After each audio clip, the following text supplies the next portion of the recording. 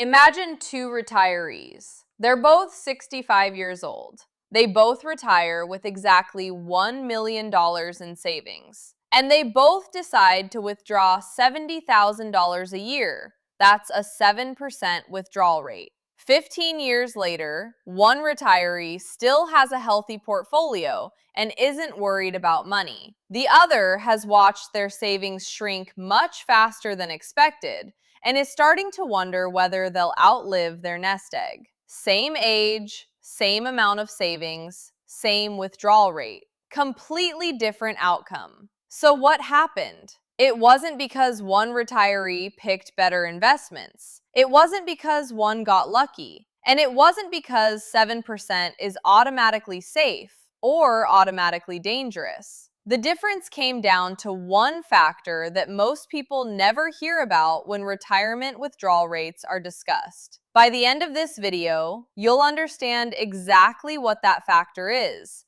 why it matters more than most people realize, and what today's retirement research actually says about spending 7% a year. I'm Heather. I spend my time reading retirement research, government publications, and guidance from trusted organizations to explain retirement topics in plain English. I'm not a financial advisor, and this video isn't personalized financial advice. My goal is simply to separate solid research from opinions you often hear online. So before deciding whether 7% is realistic, we first need to understand where the famous 4% rule came from and why so many people misunderstand what it was actually meant to say. The 4% rule didn't come from the government. It isn't an official retirement rule, and it was never meant to be a guarantee. It came from research by financial planner William Bengen in 1994. He wanted to answer a simple question: how much could someone withdraw from a retirement portfolio each year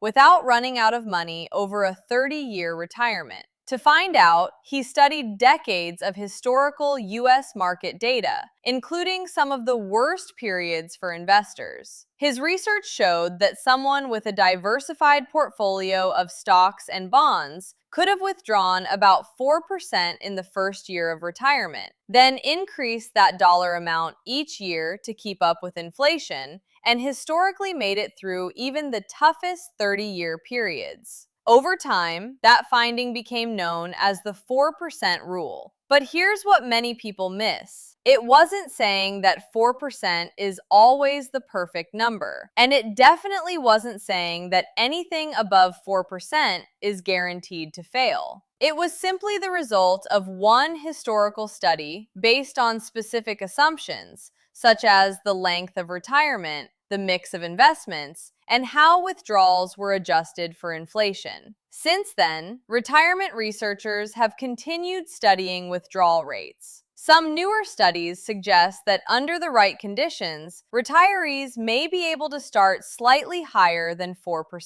Others recommend being more conservative, especially during periods of high market valuations or greater uncertainty. That's why you can find experts recommending different starting withdrawal rates today. So if even the experts don't agree on one exact percentage, how can two retirees using the exact same 7% withdrawal rate end up with completely different results? The answer has less to do with the percentage itself and far more to do with what happens after they retire. This brings us back to our two retirees. Remember, they both retired with $1 million.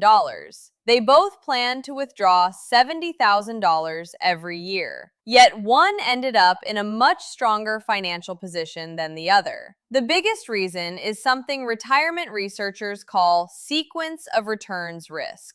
It sounds complicated, but the idea is actually very simple. It's not just how much your investments earn over time. It's when those gains and losses happen. Let's say the first retiree experiences several good market years right after retiring. Their investments have a chance to grow while they're taking withdrawals. Even though money is coming out each year, the portfolio continues to recover and build over time. Now look at the second retiree. Instead of strong markets, They retire just before a major downturn. Their portfolio drops in value, but they still need to withdraw the same $70,000 to pay their bills. That means they're selling investments while prices are low. Those shares are now gone forever, so when the market eventually recovers, there's less money left invested to benefit from that recovery. Here's the surprising part. Both retirees could experience the same average market return over 30 years. But because the losses happened early for one of them, their final results can be dramatically different.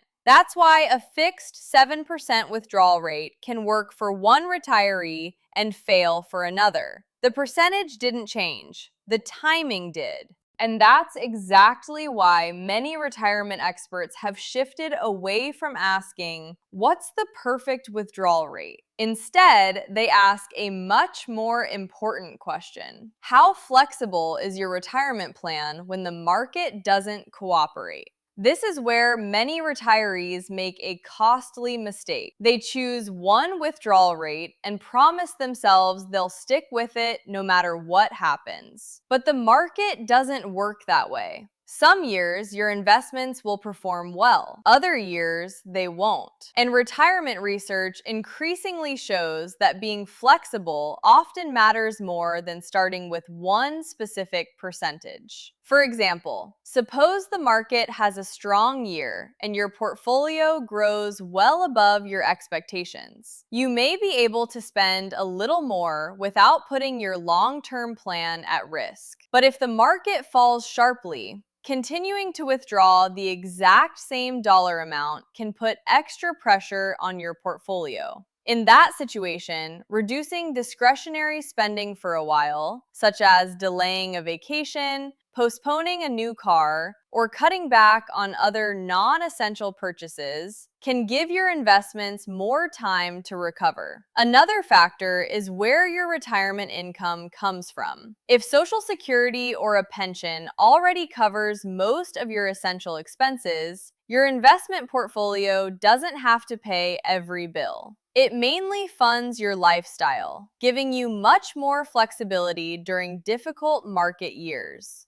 On the other hand, if nearly all of your retirement income comes from your investments, a high withdrawal rate becomes much harder to sustain because there's less room to adjust. This is why there's no single withdrawal rate that's right for everyone. The percentage is only one piece of the puzzle. Your guaranteed income, your spending habits, your investment mix, and your willingness to adjust when conditions change all play an important role. And that's why our two retirees ended up with such different outcomes, even though they both started with the same 7% withdrawal rate. At this point, you might be wondering, does this mean a 7% withdrawal rate is always a bad idea? Not necessarily. But based on today's retirement research, it generally shouldn't be viewed as a long-term default strategy for most retirees. A 7% withdrawal rate may work if you retire during a long period of strong market returns, have substantial guaranteed income from sources like Social Security or a pension, have other assets to rely on, or are willing to reduce spending when markets perform poorly. But those are favorable circumstances, not guarantees. For many retirees, withdrawing 7% every year and increasing that amount with inflation, regardless of what the market does, creates a much higher risk of running out of money, especially during a retirement that lasts 30 years or more.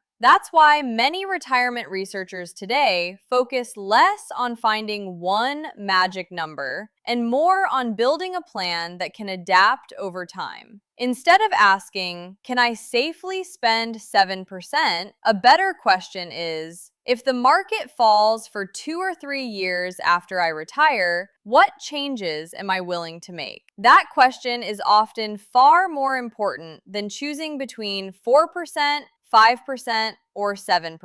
Because retirement isn't about following a single percentage. It's about making sure your money can continue supporting the life you want to live, even when markets don't go exactly as planned. Back to our two retirees. They started with the same $1 million. They withdrew the same 7%.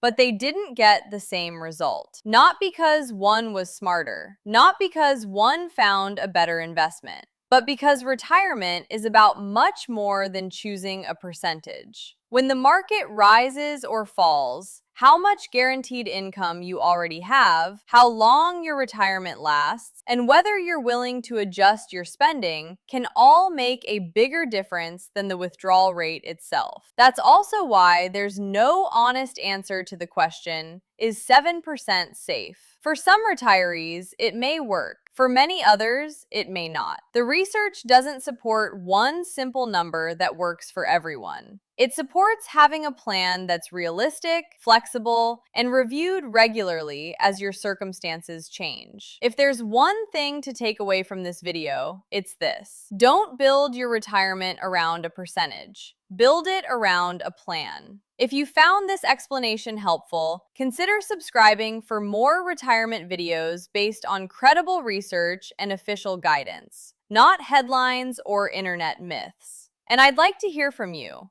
Before watching this video, did you think 7% was a safe withdrawal rate, or did you always believe the 4% rule was the limit? Leave your answer in the comments below. I read as many comments as I can, and your question might inspire a future video. Thanks for watching, and I'll see you in the next one.